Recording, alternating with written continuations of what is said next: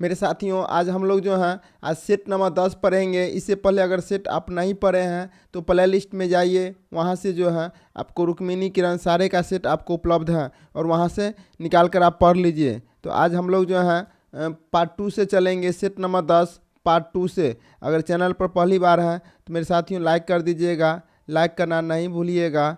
चलते हैं पार्ट 2 से, सामान्य अध्ययन से।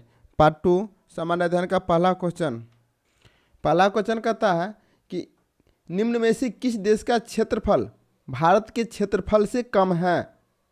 भारत के क्षेत्रफल से कम है। तो मेरे साथियों इसका जो राइट आंसर हो जाएगा, ऑप्शन नंबर हो जाएगा, इसका राइट आंसर हो जाएगा ऑप्शन नंबर सी, दक्षिण अफ्रीका। दक्षिण अफ्रीका मेरे साथियों, दक्षिण अफ्रीका का क्षेत्रफल भारत से कम है। क्षेत्रफल के आधार पर विश्व में भारत का स्थान 7वां है और क्षेत्रफल से अधिक वाले 6 देश आरोही क्रम में है: रूस, कनाडा, चीन, संयुक्त राज्य अमेरिका, ब्राज़ील एवं ऑस्ट्रेलिया। और क्षेत्रफल के आधार पर भारत के बाद विश्व का 8वां देश जो है अर्जेंटीना है। विश्व के 8वां देश अर्जेंटीना है। तो इसका जो राइट आंसर हो जाएगा 31 का, कि भारत के क्षेत्रफल से कम कौन सा देश है? तो ये हो जाएगा दक्षिण Africa. Right answer option number C. अगला क्वेश्चन चलते हैं 32 नंबर, भारत की सबसे लंबी सीमा किस देश के साथ लगती है? भारत की सबसे लंबी सीमा किस देश के साथ लगती है? तो मेरे साथियों यह लगती है बांग्लादेश के साथ। ऑप्शन नंबर इसका सी हो जाएगा। और इसका जो है कुल जो है 4096.7 किलोमीटर सीमा लगती है बांग्लादेश के साथ। इसका राइट आंसर हो जाएगा ऑप्शन नंबर सी। आगे चलते हैं क्वेश्चन नंबर 33। क्वेश्चन नंबर 33 कहता है कि शिवालिक श्रेणी का निर्माण निम्न में से किस महाकल्प में हुआ था? किस महाकल्प में हुआ था? इसका राइट आंसर हो जाएगा सेनोजोइक। ऑप्शन हो जाएगा सेनोजोइक, ऑप्शन नंबर ए, सेनोजोइक। आगे चलते हैं क्वेश्चन नंबर 34 पे। क्वेश्चन नंबर 34 कहता है निम्न में से कौन नदी दामोदर की सहायक नदियां हैं? कौन सी नदी दामोदर की सहायक नदियां हैं? तो इसका जो आंसर होगा मेरे साथियों, तो इसका जो सहायक नदी हो जाएगा, इसका ऑप्शन हो जाएगा ऑप्शन नंबर डी। दामोदर की सहायक नदियों में प्रमुख हो जाता है बराकर, बोकारो, कोनार तथा जमुनिया। ये सहायक नदी है। और दामोदर नदी का जो है हुगली की सबसे प्रमुख सहायक नदी है। दामोदर नदी हुगली की सबसे प्रमुख सहायक नदी है। आगे चलते हैं तो इसका हो जाएगा ऑप्शन नंबर डी, बराकर भी हो जाएगा, कोनार भी हो जाएगा और बोकारो भी हो जाएगा। और साथ में जो है और एक कोनार है, और आगे कोनार है ही, और जमुनिया और ऑप्शन है जमुनिया। ठीक है, आगे चलते हैं क्वेश्चन नंबर 35 पे। क्वेश्चन नंबर 35 कहता है सूची 1 और सूची 2 को सम्मिलित कीजिए तथा नीचे दिए गए कूट के सही उत्तर चुनिए। तो यहाँ पर कहता है सूची 1 सूची 2 को मिलाना है। तो यहाँ पर दूध सागर जो हो जाता है, दूध सागर का हो जाएगा मंडबी, डुमुमा का हो जाएगा मचकुंड, डुमुआ का हो जाएगा मचकुंड, और हो जाएगा गोकाक का हो जाएगा घाट प्रभा, गोकाक का घाट प्रभा, जोग का हो जाएगा शरावती, शरावती। तो इसके अनुसार जो इसका ऑप्शन जो आता है, इसके अनुसार इसका राइट आंसर जो हो जाएगा ऑप्शन नंबर ए हो जाएगा राइट ऑप्शन। ठीक है, अब मिला लीजिएगा एक बार। क्वेश्चन नंबर 36 कहता है भारत का सबसे ठंडा स्थानों में से एक द्रास कहाँ है? एक द्रास कहाँ है? तो इसका राइट जो आंसर हो जाएगा ऑप्शन नंबर ई हो जाएगा, उपयुक्त में से कोई नहीं। तो इसका द्रास कहाँ हो जाएगा? द्रास जो हो जाएगा यह हो जाएगा लद्दाख के कारगिल जिला। सबसे ठंडा स्थान जो है लद्दाख हो जाता है, लद्दाख का ठंडा स्थान सबसे ज़्यादा हो जाता है लद्दाख जिला में। ठीक है, लद्दाख के कारगिल जिला में सबसे ठंडा जिला। आगे चलते हैं क्वेश्चन नंबर इसका 36 का ऑप्शन हो जाएगा ई। क्वेश्चन नंबर 37 पे चलते हैं। क्वेश्चन नंबर 37 कहता है, क्वेश्चन 37 कहता है भारत की मृदाओं में निम्न में से किस मृदा का निर्माण ज्वालामुखी आग्नेय चट्टान के विघटन से हुआ है? इसका राइट आंसर हो जाएगा काली मृदा। काली मृदा को रेगुर मृदा भी कहा जाता है। क्वेश्चन नंबर 38 कहता है निम्नलिखित में से कौन हिमालय वनस्पति नहीं है? हिमालय वनस्पति नहीं है। इसका राइट आंसर हो जाएगा महोगनी। ऑप्शन नंबर ए महोगनी। आगे चलते हैं क्वेश्चन नंबर 39। क्वेश्चन 39 कहता है कि भारत के पारंपरिक जल संरक्षण संरचना सिंचाई पद्धति दीघी निम्न में से निम्न में से क्या था। तो इसका राइट आंसर हो जाएगा छोटे चकोर या गोल जलाशय जिसे नदी के पानी से भरा जाता था। इसका ऑप्शन हो जाएगा ऑप्शन नंबर बी। आगे चलते हैं क्वेश्चन नंबर 40 कहता है क्वेश्चन 40 कि भारतीय राष्ट्रीय कांग्रेस के दूसरे अधिवेशन की अध्यक्षता किसने की थी। जो भारतीय राष्ट्रीय कांग्रेस के दूसरे अधिवेशन हुए थे उसकी अध्यक्षता जो है दादा भाई नौरोजी किए थे। दादा भाई नौरोजी किए थे और कब किए थे, ये किए थे 1886 में। कब किए थे, 1886 में। तो इसका राइट आंसर हो जाएगा ऑप्शन नंबर ए दादा भाई नौरोजी। अगला क्वेश्चन है क्वेश्चन नंबर 41। क्वेश्चन 41 का था निम्न में से किसने भारत में अंग्रेजों का सर्वाधिक विरोध किया। किसने भारत में अंग्रेजों का सर्वाधिक विरोध किया, तो वे किए थे मराठा लोग, सबसे अधिक जो है मराठा किए थे। अगला क्वेश्चन है क्वेश्चन नंबर 42 कहता है डचों ने अपना प्रथम व्यापारिक कोठी कहाँ स्थापित की थी। पहला व्यापारिक कोठी कहाँ स्थापित किए थे, इसका राइट आंसर हो जाएगा Masulipatnam. Masulipatnam option number 1। Question number 43 निम्नलिखित में से कौन सा पहला युद्ध था जिसने भारत में ब्रिटिश प्रभुत्व को आरंभ किया। तो इसका राइट आंसर क्या हो जाएगा, तो इसका हो जाएगा प्लासी का युद्ध 1757। प्लासी का युद्ध 1757 में हुआ था। आगे क्वेश्चन नंबर 44 कहता है कि निम्नलिखित में से किस अधिनियम के अंतर्गत भारतीय विधान परिषद को बजट पर केवल प्रश्न पूछने की शक्ति प्राप्त हुई है। तो इसका जो राइट आंसर हो जाएगा ऑप्शन नंबर बी भारतीय परिषद अधिनियम 1892। ऑप्शन नंबर बी हो जाएगा इसका right answer. Question number 45।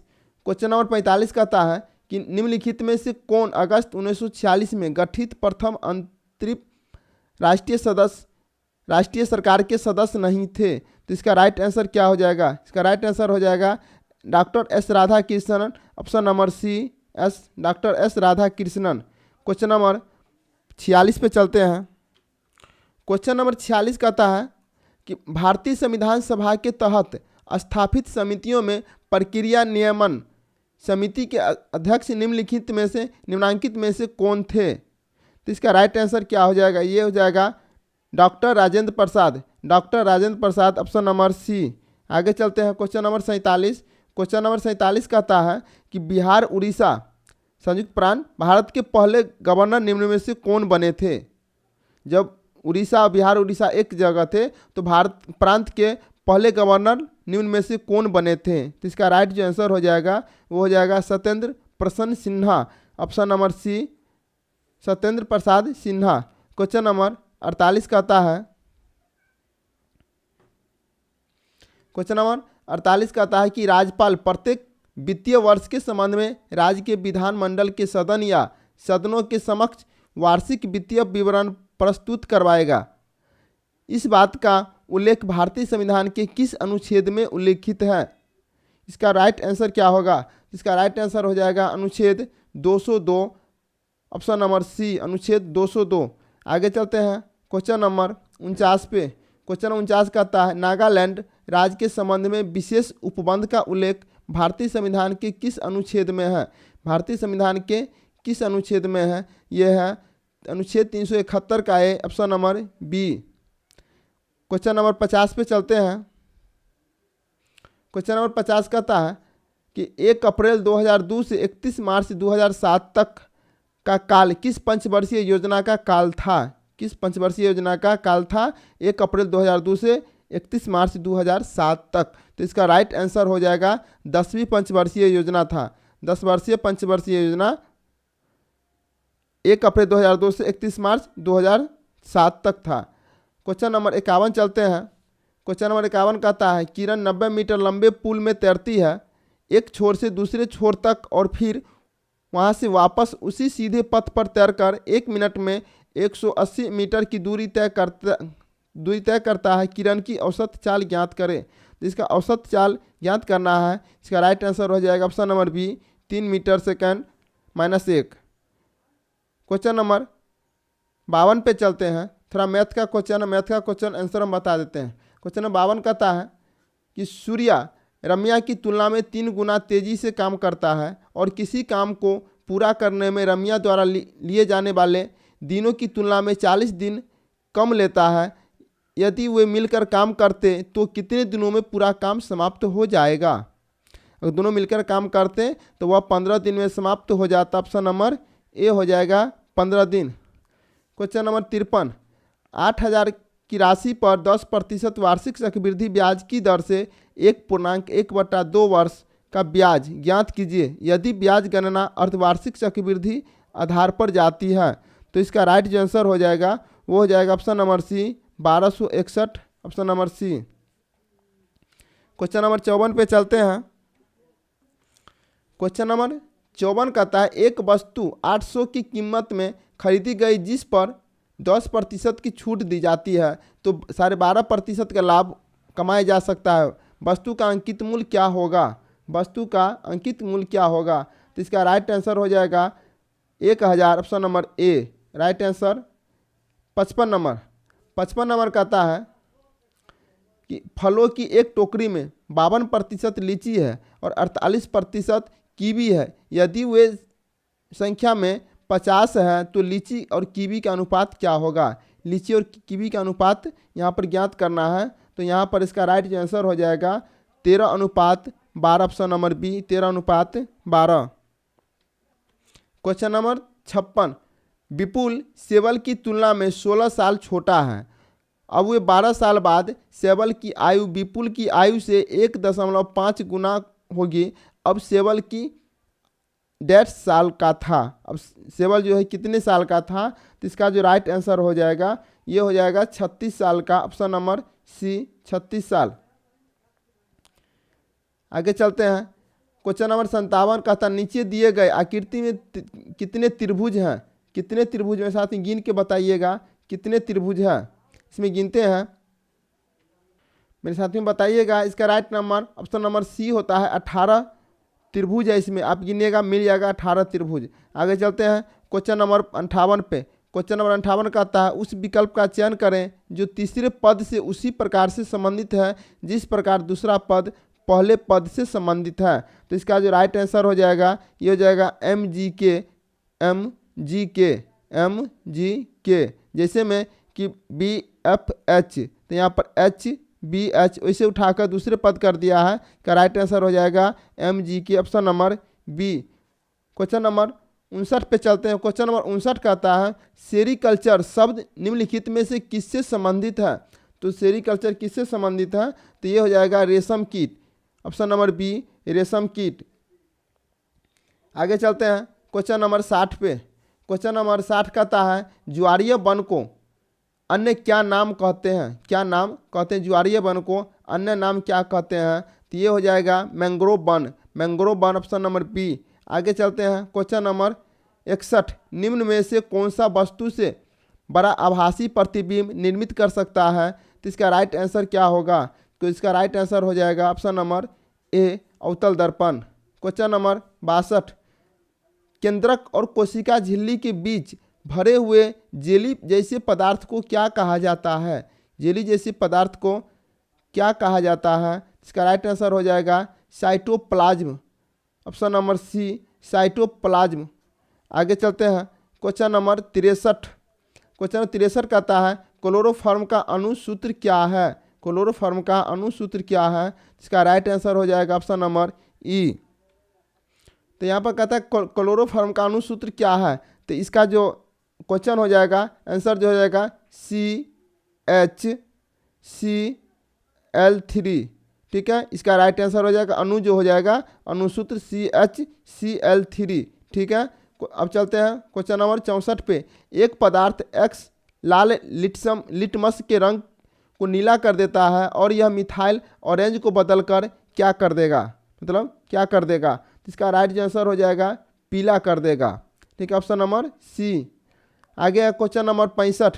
Question number 65 कहता है कि हवा में प्रकाश की चाल कितनी होती है? हवा में प्रकाश की चाल कितनी होती है? इसका राइट आंसर हो जाएगा ऑप्शन नंबर ए 3 × 10⁸ मीटर प्रति सेकेंड। क्वेश्चन नंबर 65 का ऑप्शन ए हो जाएगा। क्वेश्चन नंबर 66 कहता है कि मानव के शरीर में पिट्यूटरी ग्रंथि कहाँ स्थित होते हैं। पिट्यूटरी ग्रंथि कहाँ स्थित होते हैं, तो ये होते हैं मस्तिष्क के तले में। ऑप्शन नंबर सी हो जाएगा, मस्तिष्क में होता है, ऑप्शन नंबर सी।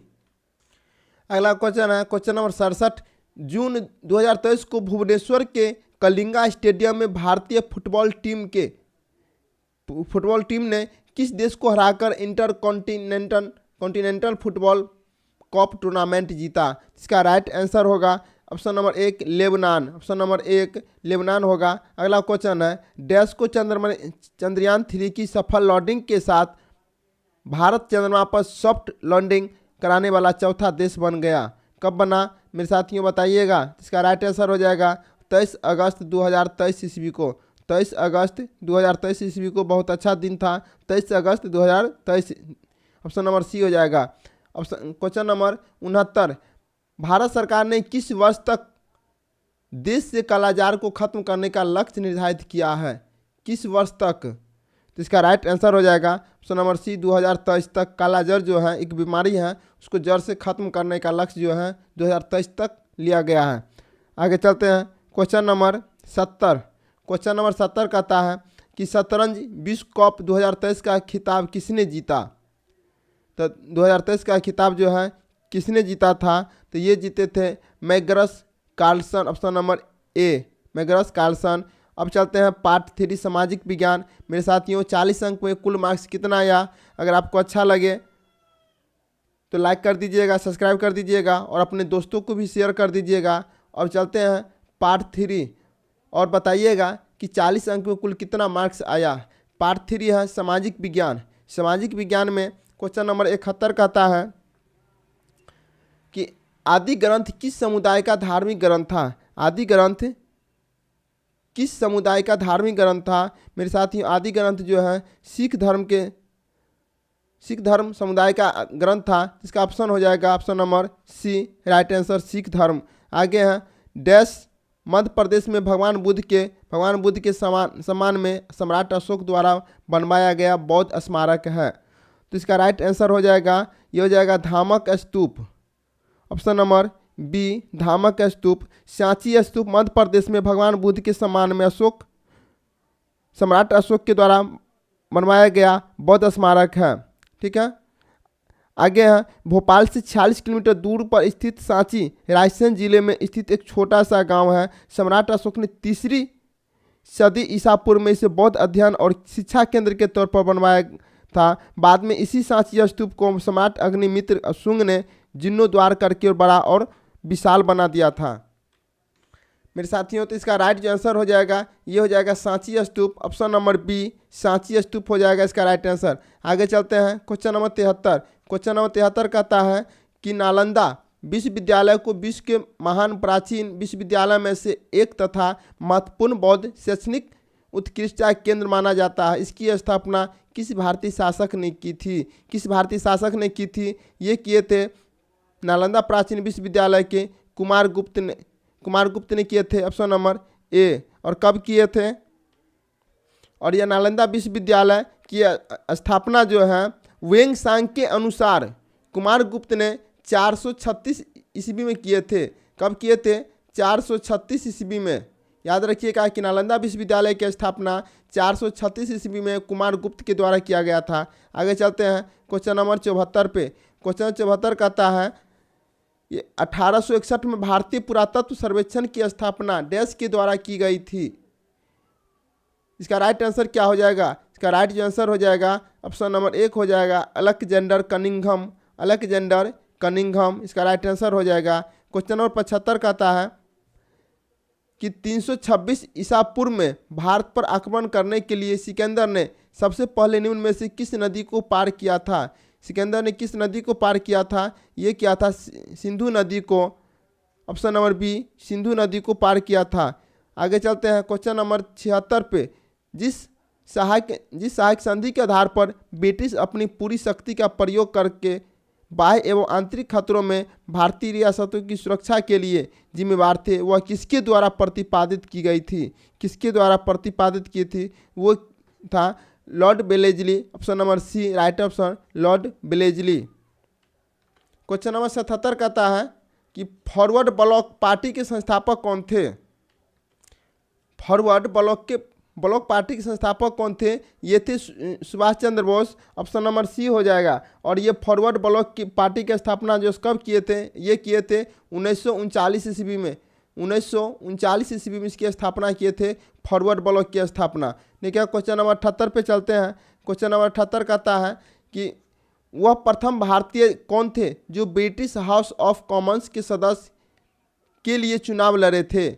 वह भारतीय कौन थे? इसका जो राइट आंसर हो जाएगा वो हो जाएगा बिमोश चंद्र बनर्जी, ऑप्शन नंबर सी बिमोश चंद्र बनर्जी। अगला क्वेश्चन है कर्नाटक का मैसूर पैलेस निम्न में से किस राजवंश का आधिकारिक निवास था? कर्नाटक का मैसूर पैलेस किस राजवंश का आधिकारिक निवास था? तो इसका राइट जो आंसर हो जाएगा ये हो जाएगा Wadiyar, option number B Wadiyar. आगे चलते हैं क्वेश्चन नंबर 80 पे। क्वेश्चन नंबर 80 कहता है कि हिटलर ने किस संधि को राजमार्ग की डकैती कहा था? हिटलर ने किस संधि को राजमार्ग की डकैती कहा था? इसका राइट आंसर हो जाएगा सेवर्स की संधि को। सेवर्स की संधि को जो है वो राजमार्ग की डकैती बोले थे। क्वेश्चन नंबर अब चलते हैं 87 पे। क्वेश्चन नंबर 87 कहता है किस अमेरिकी राष्ट्रपति ने न्यू डील लागू की थी? किस अमेरिकी राष्ट्रपति ने न्यू डील लागू की थी? इसका राइट आंसर जो हो जाएगा मेरे साथियों 80 का जो आंसर गलत है इसका। ये सेवर्स संधि में नहीं बोले थे, यह जो बोले थे वह वर्साई की संधि में बोले थे। वर्साई की संधि में बोले थे 28 जून 1919 ईस्वी को। 28 जून 1919 ईस्वी को 1919 ईस्वी को हिटलर ने यह बोले थे कि राजमार्ग की डकैती कहा था वर्साई की संधि से। इसका राइट आंसर हो जाएगा ऑप्शन नंबर ए, इसका राइट आंसर हो जाएगा मेरे साथियों ये नहीं होगा। ठीक है, ये जो है सो नहीं होगा। इसका राइट आंसर हो जाएगा ऑप्शन नंबर ए। 28 जून 1919 ईस्वी को हिटलर ने संधि को राजमार्ग की डकैती कहा था, याद रखिएगा। अब चलते हैं क्वेश्चन नंबर 41 पे। क्वेश्चन नंबर 81 पे। क्वेश्चन नंबर 81 कहता है किस अमेरिकी राष्ट्रपति ने न्यू डील लागू की थी? तो इसका राइट आंसर हो जाएगा FD रूजवेल्ट ने, ऑप्शन नंबर सी। और ये कब किए थे? और यह जो है 1929 से 33 के बीच विश्व आर्थिक मंदी आई थी उस समय किए थे। 1929 से 33 ईस्वी के बीच में। क्वेश्चन नंबर 82 पे चलते हैं। क्वेश्चन नंबर 82 कहता है कि राजा राम मोहन राय के संबंध में इनमें से कौन सा कथन सही नहीं है? कौन सा कथन सही नहीं है? तो इसका राइट आंसर हो जाएगा ऑप्शन नंबर सी। इसका राइट ऑप्शन हो जाएगा उन्होंने आधुनिक भारत के पुनर्जागरण का अग्रदूत माना जाता है। ये सही है, ये सही है। और वह सभी मानवों को सामाजिक समता में विश्वास रखते थे, ये भी सही है। और उन्होंने आर्य समाज की स्थापना की थी। उन्होंने आर्य समाज की स्थापना नहीं की थे क्योंकि आर्य समाज की स्थापना जो है आर्य समाज की स्थापना दयानंद सरस्वती ने किए थे। दयानंद सरस्वती ने किए थे। और कब किए थे? ये किए थे 1875 ईस्वी में। कब किए थे? 1875 ईस्वी में आर्य समाज की स्थापना दयानंद सरस्वती ने 1875 ईस्वी में किए थे। इसका राइट आंसर हो जाएगा ऑप्शन नंबर सी। क्वेश्चन कहता है 83 नंबर क्वेश्चन कि 1909 में महात्मा गांधी द्वारा लिखित उस पुस्तक का नाम बताओ जिसमें यह लिखा था कि यदि भारतीय उनका सहयोग न करे तो ब्रिटिश शासन समाप्त हो जाएगा। किस पुस्तक में उन्होंने लिखे थे? तो उन्होंने लिखे थे हिंद स्वराज में। हिंद स्वराज पुस्तक में लिखे थे कि अगर भारतीय उनका सहयोग न करे तो ब्रिटिश शासन समाप्त हो जाएगा। इसका राइट जो आंसर हो जाएगा ऑप्शन नंबर ए हो जाएगा। आगे चलते हैं क्वेश्चन नंबर 84 पे। क्वेश्चन नंबर 84 कहता है कौन सा मुगल स्मारक उस्ताद अहमद लाहौरी द्वारा डिजाइन किया गया था जिसे यूनेस्को ने 1983 में विश्व धरोहर घोषित किया था? इसका राइट आंसर क्या हो जाएगा? तो ये हो जाएगा ताजमहल, आगरा के ताजमहल, ऑप्शन नंबर सी। और ये कब उन्होंने घोषित किया है? तो 1983 में। ठीक है, आगे चलते हैं क्वेश्चन नंबर 85। कोई 85 कहता है भारत के उस वायसराय का नाम बताइए जिसका संबंध भारतीय स्वतंत्रता संग्राम के दौरान विवादास्पद इल्वर्ट बिल से था। इसका राइट आंसर क्या हो जाएगा? इसका राइट आंसर हो जाएगा लॉर्ड रिपन, ऑप्शन नंबर ए। क्वेश्चन नंबर 86, क्वेश्चन नंबर 86 कहता है कि राष्ट्रवाद के प्रचार के लिए समाचार पत्र अल हिलाल का प्रकाशन किसने आरंभ किया था? अल हिलाल का प्रकाशन किसने किया था? खान अब्दुल गफ्फार खान, ये नहीं होगा। क्वेश्चन नंबर, इसका ऑप्शन नंबर बी पे चलते हैं। ऑप्शन नंबर बी कहता है कि मौलाना अबुल कलाम आज़ाद, मौलाना अबुल कलाम आज़ाद। एम ए अंसारी, ये भी नहीं किए थे, उपयुक्त में से एक से अधिक। इसका राइट जो आंसर हो जाएगा, इसका राइट आंसर हो जाएगा मौलाना अबुल कलाम ने आज़ाद अल हिलाल की रचना किए थे। ऑप्शन नंबर 20 का राइट आंसर हो जाएगा। आगे चलते हैं। क्वेश्चन नंबर 87, विश्व भारती की स्थापना किसके द्वारा की गई थी जो बाद में एक केंद्रीय विश्वविद्यालय बना था? तो इसका राइट आंसर क्या हो जाएगा? इसका राइट आंसर हो जाएगा रविन्द्रनाथ टैगोर ने। रविन्द्रनाथ टैगोर ने 1921 ईस्वी में शांति निकेतन विश्व भारती की स्थापना किए थे। कब किए थे? 1921 ईस्वी में, 1921 ईस्वी में। ऑप्शन नंबर सी इसका राइट आंसर हो जाएगा। आगे चलते हैं। क्वेश्चन नंबर 88, क्वेश्चन नंबर 88 कहता है कि पुर्तगालियों द्वारा गोवा पर कब्जा कब किया गया था? गोवा पर कब्जा कब किया था? तो इसका जो ये 1510 ईस्वी में किए थे। Right answer option number C. आगे चलते हैं। 89 नंबर, बंकिम चंद्र चट्टोपाध्याय द्वारा लिखित राष्ट्रीय गीत वंदे मातरम इनमें से किस उपन्यास का हिस्सा है? किस उपन्यास का हिस्सा है? तो ये हो जाएगा आनंद मठ से लिया गया। वंदे मातरम आनंद मठ उपन्यास का हिस्सा है।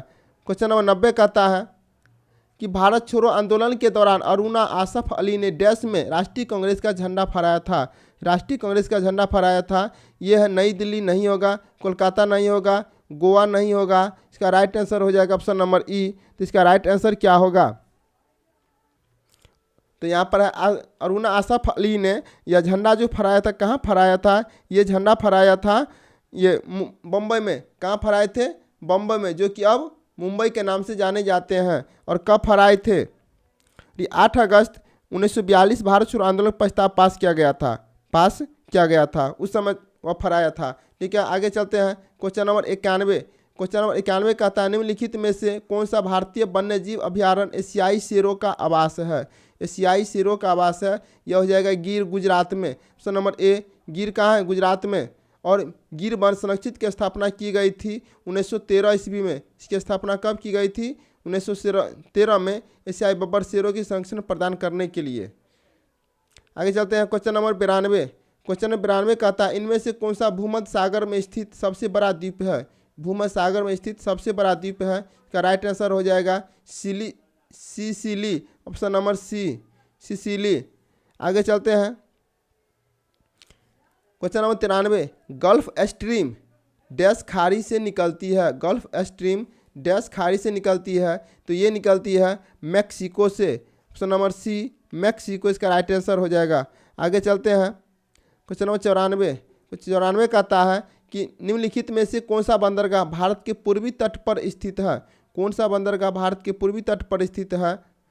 तो यह तूतीकोरिन, हल्दिया, पारादीप, ये सारे के सारे जो है पूर्वी तट पर स्थित है। ये सारे के सारे। इसका राइट आंसर हो जाएगा उपयुक्त में से एक से अधिक। क्वेश्चन नंबर 95, 95 कहता है निम्नलिखित में से किस भारतीय राज्य में अभी भी रेट हॉल माइनिंग की जाती है? रेट हॉल माइनिंग की जाती है किस भारतीय राज्य में? तो इसका राइट आंसर हो जाएगा, ये हो जाएगा मेघालय में। मेघालय में रेट हॉल माइनिंग की जाती है। ऑप्शन नंबर बी हो जाएगा। Question number 96, tendu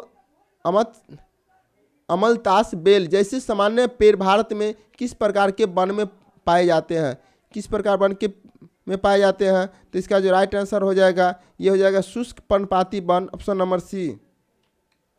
question number 97 कहता है कि उस जल निकासी पैटर्न का नाम बताइए जहां नदी एक पहाड़ी से निकलती है और सभी दिशाओं में बहती है। तो इसका राइट आंसर हो जाएगा अरिया जल पैटर्न। ऑप्शन नंबर सी, 97 का सी हो जाएगा।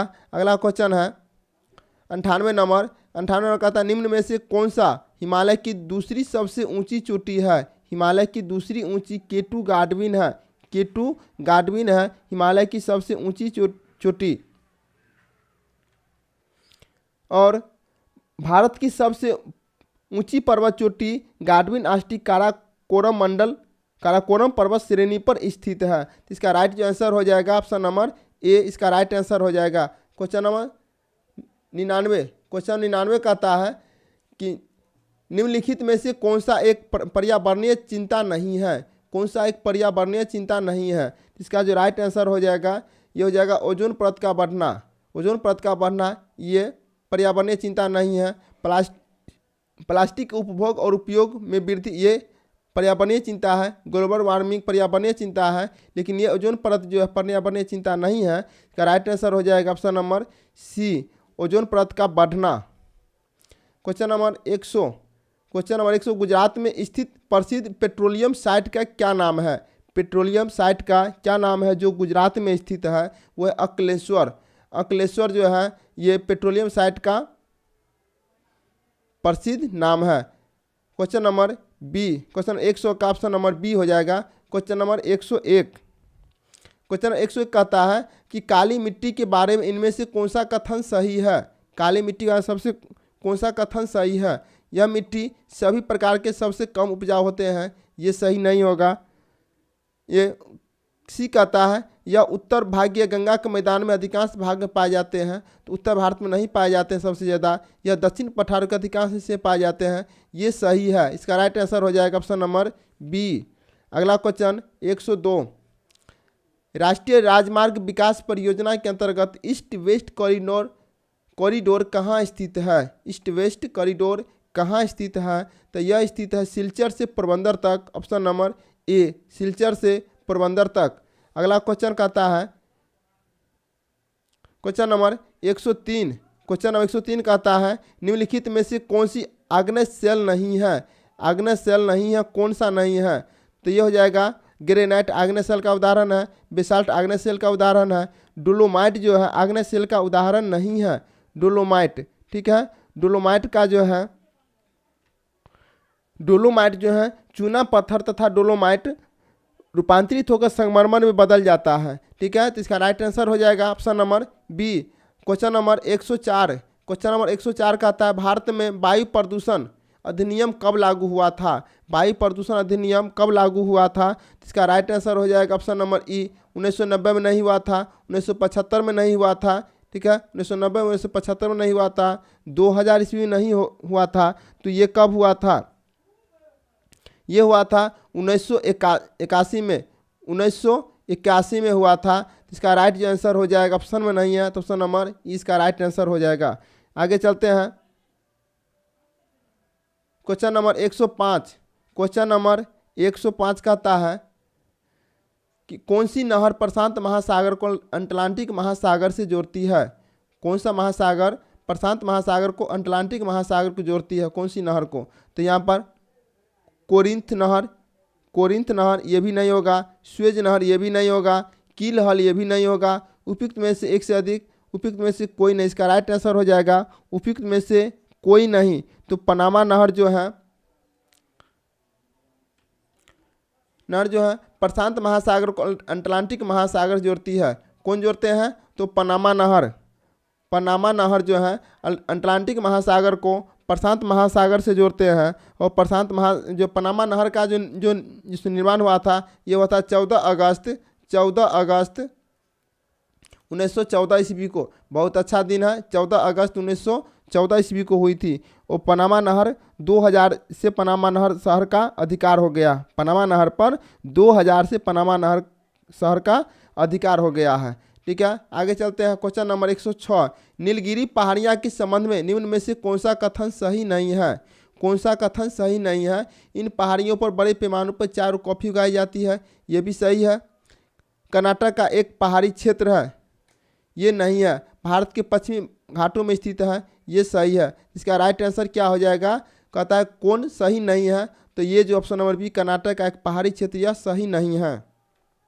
क्वेश्चन नंबर 107 कहता है कि बारी दोआब डैश के बीच क्षेत्र का है। बारी दोआब डैश के बीच का क्षेत्र है, तो इसका राइट आंसर हो जाएगा ब्यास और रॉबी। ब्यास और रॉबी। और दोआब क्या है, दो नदियों के बीच के उपजाऊ भूमि को दोआब कहा जाता है। दो नदियों के बीच की भूमि, उपजाऊ भूमि को दोआब कहा जाता है। और आब का अर्थ होता है पानी, आब का अर्थ होता है पानी। तो दोआब क्षेत्र की मिट्टी बहुत उपजाऊ होते हैं, ठीक है। और दोआब भारत में सबसे प्रसिद्ध दोआब क्षेत्र गंगा यमुना दोआब क्षेत्र है, ठीक है। और दोआब क्षेत्र की मिट्टी जलोढ़ मिट्टी होती है, याद रखिएगा, दोआब क्षेत्र की मिट्टी जलोढ़ मिट्टी होते हैं। आगे चलते हैं क्वेश्चन नंबर 108 पे। भारत के सुंदरबन डेल्टा में किस प्रकार के वन पाए जाते हैं? सुंदरबन के डेल्टा में जो है यह मैंग्रोव वन पाए जाते हैं। ऑप्शन नंबर सी मैंग्रोव वन। मैंग्रोव वन जो है सुंदरबन डेल्टा में पाए जाते हैं। मैंग्रोव वन में सुंदरी नामक वृक्ष सबसे अधिक पाए जाते हैं, याद रखिएगा, सुंदरी नामक वृक्ष सबसे अधिक पाए जाते हैं, सुंदरबन और सुंदरी वृक्ष, ठीक है। आगे चलते हैं क्वेश्चन नंबर 109। निम्न में से किस राज्य की सीमा बांग्लादेश के साथ लगती है? किस राज्य की सीमा बांग्लादेश के साथ लगती है? तो यह जो है इसका राइट जो आंसर हो जाएगा, बांग्लादेश के साथ भारत का पश्चिम बंगाल, असम, मेघालय, त्रिपुरा और मिजोरम राज्य की सीमा लगती है। कहता नहीं किस राज्य की बांग्लादेश के साथ लगती है, कौन कौन लगती है? भारत का पश्चिम बंगाल, असम, मेघालय, त्रिपुरा और मिजोरम राज्य के साथ लगती है। त्रिपुरा से भी लगते हैं, मिजोरम से भी लगते हैं, त्रिपुरा और मेघालय से भी लगते हैं। इसका राइट आंसर हो जाएगा ऑप्शन नंबर डी, 109 का राइट आंसर हो जाएगा। क्वेश्चन नंबर 110 कहता है कि निम्नलिखित में से कौन सा सुनामी का कारण नहीं है?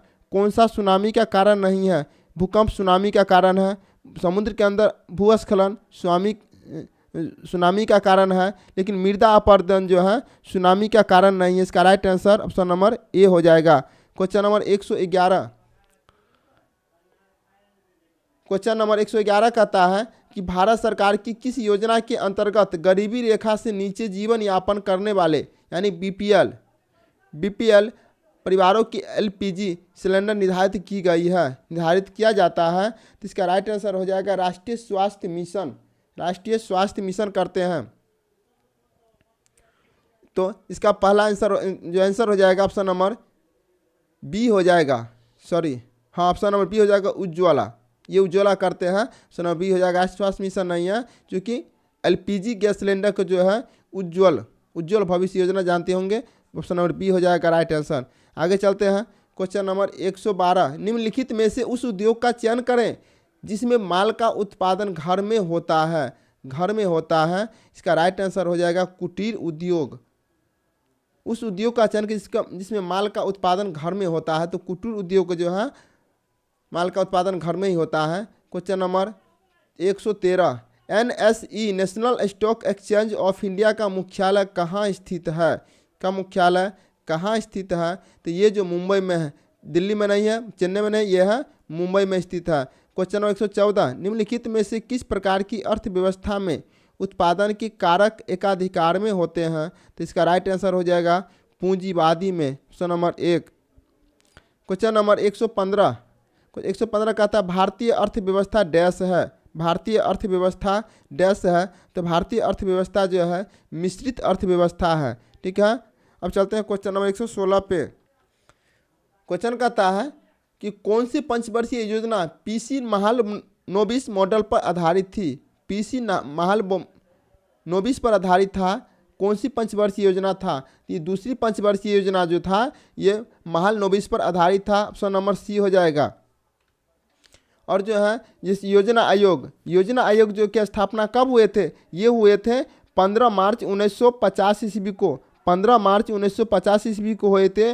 और उसको समाप्त करके नीति आयोग की स्थापना की गई 1 जनवरी 2015 को। याद रखिएगा कि योजना आयोग के जगह पर नीति आयोग हो गया। ये पंचवर्षीय योजना समाप्त हो गए, ठीक है। अब हो गए नीति आयोग योजना। आगे चलते हैं क्वेश्चन नंबर 117। भारत में केंद्र राज्य संबंधों के सुधार हेतु उपायों का सुझाव देने के लिए अप्रैल 2007 में नियुक्त आयोग का प्रमुख कौन था? 2007 में नियुक्त आयोग का प्रमुख कौन था? तो इसका जो राइट आंसर हो जाएगा option number E M. Option A कहता है एम.एन. पुंछी, ये नहीं होगा।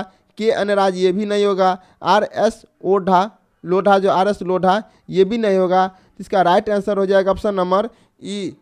लेकिन इसके ऑप्शन के आधार पर जो है इसका जो है, लेकिन मेरे साथी इसका ई नहीं होगा, क्योंकि क्वेश्चन पर आधार पर कहता है। क्वेश्चन के जो एम पुंछी होना चाहिए, ठीक है। इसका राइट आंसर जो होगा एम.एन. पुंछी होगा, ठीक है। ये नहीं होगा। आप कहीं जो अलग विषय में देख सकते हैं, इसका एम पुंछी होता है इसका राइट ऑप्शन। ठीक है, क्वेश्चन नंबर 118 पे चलते हैं। क्वेश्चन नंबर 118, क्वेश्चन नंबर 118 कहता है कि export import bank of India की स्थापना किस वर्ष की गई थी? Export import bank of India की स्थापना कब की गई थी? और ये किए गए थे 1998 नहीं होगा, 1984 ये भी नहीं होगा, और ये 2004 नहीं होगा। तो ये कब हुआ था? 1982 ईस्वी में हुई थी, 1982 ईस्वी में हुए थे। इसका राइट आंसर हो जाएगा ऑप्शन नंबर ई। क्वेश्चन नंबर 119, नोट जारी करने के लिए भारतीय रिजर्व बैंक द्वारा कौन सी प्रणाली अपनाई जाती है? नोट जो जारी करते हैं कौन सी प्रणाली अपनाई जाती है? तो ये जो अपनाई जाती है minimum reserve system, minimum reserve system. तो इसका राइट आंसर हो जाएगा option number C, minimum reserve system.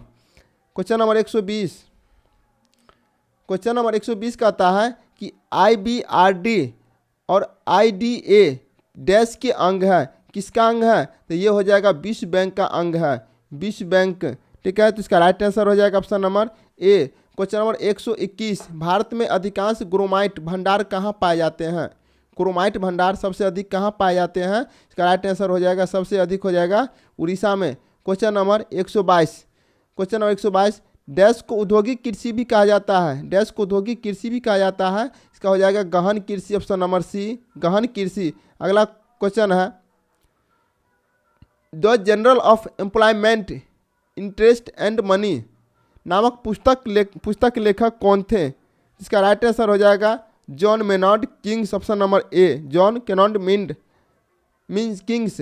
Option question number 124 कहता है नेस्कॉम का पूर्ण रूप क्या है? नेस्कॉम का पूर्ण रूप क्या है? पूर्ण रूप बताएं मेरे साथियों, क्या हो जाएगा? ये हो जाएगा national association of software and service company and services company का राइट आंसर हो जाएगा ऑप्शन नंबर सी। क्वेश्चन चलते हैं 125 पे। क्वेश्चन 125 कहता है कि प्रधानमंत्री किसान सम्मान निधि योजना के तहत 2 हेक्टेयर तक के स्वामित्व वाले किसानों को प्रति वर्ष प्रदान की जाने वाली राशि कितनी है? तो प्रति वर्ष प्रदान करने वाली राशि जो है ऑप्शन नंबर सी हो जाएगा 2000 गुने 3 बराबर 6000 रुपये, साल का 6000 रुपये, यानी कि 2000 प्रत्येक 3 महीना पर देते हैं, प्रत्येक 4 महीना पर। ठीक है, तो इसका राइट आंसर हो जाएगा ऑप्शन नंबर सी, 6000 रुपया देते हैं प्रति वर्ष। आगे क्वेश्चन नंबर 126 का आता है, इनमें से कौन भारतीय रिजर्व बैंक के पहले भारतीय गवर्नर थे? कौन थे सबसे पहले? तो थे CD Deshmukh, option number B, CD Deshmukh पहला भारतीय रिजर्व बैंक के भारतीय गवर्नर थे। Option number question number 127, Bharat की प्रथम पंचवर्षीय योजना का मुख्य केंद्र बिंदु क्या है? भारत की प्रथम पंचवर्षीय योजना का मुख्य केंद्र बिंदु क्या था? तो इसका राइट आंसर हो जाएगा कृषि पर ध्यान देने के साथ प्राथमिक क्षेत्र का विकास, ऑप्शन नंबर बी हो जाएगा इसका राइट आंसर। आगे चलते हैं, कहता है कि भारतीय स्टेट बैंक SBI की स्थापना कब हुई थी? SBI की स्थापना कब हुई थी? तो इसकी स्थापना हुई थी 1806 ईस्वी में, ऑप्शन नंबर सी 1806 ईस्वी में। अब चलते हैं क्वेश्चन नंबर 129 पे। क्वेश्चन 129 कहता है कि 11वीं पंचवर्षीय योजना में डैश से संबंधित कारीगरों का मार्केटिंग एक्सपोर्ट सर्विसेज स्कीम द्वारा सहयोग दिया गया था। इसका राइट आंसर हो जाएगा, इसका हो जाएगा हस्तशिल्प, ऑप्शन नंबर ए, हस्तशिल्प। अगला क्वेश्चन 130, पहली बार किस योजना के तहत निजी क्षेत्र को सार्वजनिक क्षेत्र पर वरीयता दी गई थी? किस योजना के तहत? तो इसका जो राइट आंसर हो जाएगा ये हो जाएगा 7वीं पंचवर्षीय योजना। 7वीं पंचवर्षीय योजना हो जाएगा 1985 से 1990। इसका काल जो हो जाता है 1985 से 90, 7वीं पंचवर्षीय योजना। आगे चलते हैं क्वेश्चन नंबर 131। क्वेश्चन 131 कहता है स्वतंत्रता के बाद भारत की संविधान सभा के अध्यक्ष कौन थे? स्वतंत्रता के बाद भारत की संविधान सभा के अध्यक्ष कौन थे? तो ये थे डॉक्टर राजेंद्र प्रसाद अस्थायी अध्यक्ष थे। अगला क्वेश्चन है 132 में से कौन कैबिनेट मंत्री नहीं है? कौन सा कैबिनेट मंत्री नहीं है? ठीक है। इसका राइट आंसर क्या हो जाएगा? इसका राइट आंसर जो हो जाएगा रक्षा मंत्रालय में राज्य मंत्री जो कैबिनेट मंत्री नहीं है, ऑप्शन नंबर बी हो जाएगा। अगला क्वेश्चन 133 कहता है कि भारतीय संविधान में मौलिक अधिकार किस संविधान में अंगीकृत किए गए हैं? किस संविधान में अंगीकृत किए गए हैं? तो इसका राइट आंसर हो जाएगा ऑप्शन नंबर सी, मौलिक संयुक्त राज्य अमेरिका मौलिक अधिकार, संयुक्त राज्य अमेरिका अधिकार अमेरिका, कर्तव्य रूस से, सोवियत संघ रूस से और ब्रिटेन से। बताइए मेरे साथी कमेंट बॉक्स में कि ब्रिटेन से क्या होगा। आगे चलते हैं क्वेश्चन नंबर 134। क्वेश्चन नंबर 134 कहता है कि निम्नलिखित में से कौन सा प्रावधान 1947 के भारतीय स्वतंत्रता अधिनियम का एक हिस्सा था? इसका राइट आंसर हो जाएगा भारत के दो भागों में विभाजित किया जाएगा। भारत के दो भागों में जो विभाजित किया जाएगा, ये कौन कौन भाग था? मेरे साथी बताइए कौन कौन भाग था? और वो दो भाग था भारत और पाकिस्तान, मतलब दो भागों में विभाजित कर दिया गया था। इसका राइट आंसर हो जाएगा ऑप्शन नंबर ए। आगे चलते हैं क्वेश्चन नंबर 135 कहता है निम्नलिखित में से किस राज्य की लोकसभा में एक से अधिक सीट है? किस राज्य की लोकसभा में एक से अधिक सीट है? इसका राइट आंसर हो जाएगा मेघालय, ऑप्शन नंबर ए मेघालय। और मेघालय में जो है मेघालय राज्य की लोकसभा में एक से अधिक सीट है और मेघालय राज्य में लोकसभा की कुल कितना सीट है? 2 सीट है। कितना सीट है? 2 सीट है। ठीक है। आगे चलते हैं क्वेश्चन नंबर 136। 136 कहता है भारतीय संविधान में पंचवर्षीय योजना का प्रावधान किस देश से लिया गया था? यह किस देश से लिया गया था बताइएगा। यह जो लिया गया था यूएसएसआर सोवियत संघ रूस से लिया गया था। कहाँ से लिया गया था? सोवियत संघ रूस से। पंचवर्षीय योजना का प्रावधान सोवियत संघ रूस से लिया गया था। ठीक है, याद रखिएगा कहाँ से? रूस से लिया गया था। ऑप्शन नंबर सी इसका राइट आंसर होगा। क्वेश्चन नंबर 137 1973 में केशवानंद भारती केस में इस सवाल को उठाया गया था कि प्रस्तावना को संशोधित किया जा सकता है। Right answer option number B हो जाएगा, संशोधित किया जा सकता है। पूरी तरह बदला जा सकता है नहीं, ये ऑप्शन नहीं है। पूरी तरह बदला जा सकता है, संशोधित नहीं किया जा सकता है, लेकिन इसका जो राइट आंसर हो जाएगा संशोधित किया जा सकता है। क्वेश्चन नंबर 138 एकात्मक राज्यों में डैश सरकार सभी सरकारी कार्य करती है। इसका राइट आंसर हो जाएगा ऑप्शन नंबर बी केंद्र। तो भारत में सर्वप्रथम कम्युनिस्ट सरकार किस राज्य में बनी थी? किस राज्य में बनी थी? यह बनी थी केरल राज्य में, ऑप्शन नंबर सी। और कब बनी थी? और ये बने थे 1957 ईस्वी में, केरल में 1957 ईस्वी में। ठीक है। अब चलते हैं क्वेश्चन नंबर 140। क्वेश्चन नंबर 140 कहता है कि भारतीय संविधान के भाग 6 में अनुच्छेद डैश राज्य विधानमंडल के घटकों से संबंधित है। तो इसका राइट आंसर क्या होगा? 168 से 212, ऑप्शन नंबर सी 168 से 212। आगे चलते हैं क्वेश्चन नंबर 141 पे। क्वेश्चन नंबर 141 कहता है कि भारत में केंद्रीय मंत्री पद की शपथ से संबंधित प्रावधान डैश में किए गए हैं। किससे संबंधित किए गए हैं? तो इसका राइट जो आंसर हो जाएगा ऑप्शन नंबर बी तीसरी अनुसूची में किया गया है। और यह जो है तीसरी अनुसूची हो जाएगा अनुच्छेद 75 हो जाएगा। अनुच्छेद याद रखिएगा 75 हो जाएगा। अनुच्छेद 75 तीसरी अनुसूची में केंद्रीय मंत्री पद की शपथ से संबंधित है। क्वेश्चन नंबर 142 पे चलते हैं। क्वेश्चन नंबर 142 कहता है कि 31 दिसंबर 1947 को भारत की संविधान सभा में निम्नलिखित में से कौन सा प्रांत का प्रतिनिधित्व अधिकतम नहीं था? इसका राइट आंसर जो हो जाएगा ये हो जाएगा ऑप्शन नंबर सी संयुक्त प्रांत का, संयुक्त प्रांत, ऑप्शन नंबर सी। अब चलते हैं क्वेश्चन नंबर 143 पे। क्वेश्चन नंबर 143 कहता है निम्नलिखित में से किस वर्ष में महारानी विक्टोरिया की घोषणा में यह ऐलान किया गया था कि इसके बाद से भारत ब्रिटिश राज द्वारा उसके नाम पर एक राज सचिव के माध्यम से शासित होगा? तो ये कब कहा गया था? ये जो है 1858 में कहा गया था। महारानी विक्टोरिया द्वारा यह ऐलान किया गया था कि उसके बाद ब्रिटिश राज द्वारा उनके नाम से एक राज सचिव के माध्यम से शासित होगा। ठीक है। आगे चलते हैं, उसका राइट आंसर हो जाएगा ऑप्शन नंबर ए। अगला क्वेश्चन है क्वेश्चन नंबर 144 संघ और केंद्र सरकार के खातों के संबंध में संवैधानिक शक्तियां और कर्तव्यों का प्रयोग निम्नलिखित में से किसके द्वारा किया गया था?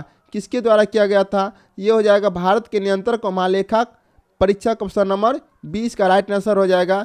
चलते हैं क्वेश्चन नंबर 45 पे, बस थोड़ा बचा हुआ है। क्वेश्चन नंबर 145, क्वेश्चन नंबर 145 कहता है कि अनुच्छेद 78 के अंतर्गत मंत्रिपरिषद के सभी निर्णयों के बारे में इनमें से कौन सा राष्ट्रपति को सूचित करेगा? कौन सा राष्ट्रपति को सूचित करेगा? तो ये करेगा प्रधानमंत्री। ठीक है, ऑप्शन नंबर बी हो जाएगा। आगे है क्वेश्चन नंबर 147, लोकसभा के प्रथम आम चुनाव डैश में आयोजित किया गया था। तो कब किया गया था मेरे साथियों, बताइएगा। तो इसका जो राइट आंसर हो जाएगा ऑप्शन नंबर सी 1951 से 1952। प्रथम आम चुनाव हुआ था 1951 से 1952 में। प्रथम आम चुनाव में 68 चरणों में आयोजित किया गया था। ठीक है, आगे चलते हैं। क्वेश्चन 147 कहता है कि भारतीय संसद के पहले स्पीकर कौन थे? भारतीय संसद के पहले स्पीकर कौन थे? तो इसका जो राइट आंसर हो जाएगा जीबी मावलंकर थे। जीबी मावलंकर भारतीय संसद के पहले स्पीकर। क्वेश्चन नंबर 148, क्वेश्चन 148 कहता है कि यदि न्यायपालिका का यह मानना है कि संसद द्वारा पारित विशेष कानून संविधान के मूल ढांचे का उल्लंघन करते हैं तो उसके पास ऐसे कानून को रद्द करने की शक्ति है जो इसे डैश कहा जाता है। उसे क्या कहा जाता है? तो उसे न्यायिक समीक्षा कहा जाता है। ऑप्शन नंबर ए, ऑप्शन नंबर ए हो जाएगा न्यायिक समीक्षा। क्वेश्चन नंबर 149, गृह मंत्रालय ने किस भारतीय रक्षा क्षेत्र के प्रमुखों को वित्तीय शक्तियों को विस्तारित किया है? तो इसका राइट आंसर हो जाएगा अर्धसैनिक बल, ऑप्शन नंबर ए। यदि न्यायपालिका के मानना है कि संसद द्वारा पारित विशेष कानून संविधान के मूल ढांचे का उल्लंघन करते हैं तो उसके पास ऐसे कानून को इसका राइट आंसर हो जाएगा ऑप्शन नंबर 1 हो जाएगा। लेकिन ये ऑप्शन नंबर 1 नहीं होगा क्योंकि कहता है कि गृह मंत्रालय कि किस भारतीय रक्षा क्षेत्र प्रमुखों की वित्तीय शक्तियों को विस्तारित करता है। ये करता है केंद्रीय सशस्त्र पुलिस बल। इसका राइट आंसर हो जाएगा option number B. Option number 20 का राइट आंसर हो जाएगा। ऑप्शन नंबर 1 अर्धसैनिक बल नहीं होगा। ठीक है, आगे चलते हैं और इस सेट का लास्ट क्वेश्चन है, परमाणु ऊर्जा विभाग का प्रबंधन किसके अधीन है? परमाणु ऊर्जा विभाग का प्रबंधन किसके अधीन है? तो ये हो जाएगा प्रधानमंत्री कार्यालय। ऑप्शन नंबर सी हो जाएगा राइट आंसर। मेरे साथियों, आप 120 अंक में कुल कितना मार्क्स आया आप कमेंट बॉक्स जरूर लिखिएगा। और लास्ट में जो ये 149 नंबर जो बच गया था ये इसका गलत आंसर दिया हुआ है। ठीक है, अर्धसैनिक दिया हुआ है लेकिन इसका जो राइट आंसर हो जाएगा केंद्रीय सशस्त्र पुलिस बल हो जाएगा। ठीक है, ऑप्शन में वहाँ पर गलत है लेकिन इसका राइट आंसर हो जाएगा बी। ठीक है, इसको आप देख लीजिएगा। ठीक है, तो बस आज के लिए इतना ही। फिर अगला नेक्स्ट क्लास में मिलेंगे। अगर इससे पहले पीछे क्लास नहीं देखे हैं तो प्ले लिस्ट से जाइए और वहाँ किरण रुक्मिणी सारे सेट उपलब्ध है, आप वहाँ से पढ़िए। बहुत कम समय बचा है, कम समय में अच्छे से तैयारी करना है। तो बस आज के लिए इतना ही। जय हिंद, वंदे भारत।